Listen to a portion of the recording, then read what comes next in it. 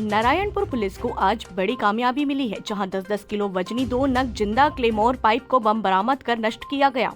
IPS Sadanand Kumar, police अधीक्षक नारायणपुर एवं IPS Pushkar Sharma, अतिरिक्त पुलिस अधीक्षक के निर्देश अनुसार आज 5 अगस्त की सुबह 9 बजे निरीक्षक आकाश मसीह को हमराहा में जिला पुलिस बल एवं आईटीबीपी की संयुक्त पार्टी आरोपी एवं रोड डायमंडिंग ड्यूटी लिए थाना कोहकामेटा से ग्राम कुंदला की ओर रवाना किया गया था। थाना कोहकामेटा से 1.5 किलोमीटर उत्तर पश्चिम दिशा में सड़क किनारे टेकरी के पास ग्राम कोहकामेटा में संदिग्ध अवस्था में कपड़े के नीचे कुछ सामान रखा हुआ दिखा, जिसे जवानों द्वारा चिन्हांकित कर इसकी सूचना पुलिस अधीक्षक सदानंद कुमार को दी गई। सूचना पर त्वरित कार्रवाई करते हुए एसपी सदानंद कुमार ने बीडीएस टीम को मौके पर रवाना किया।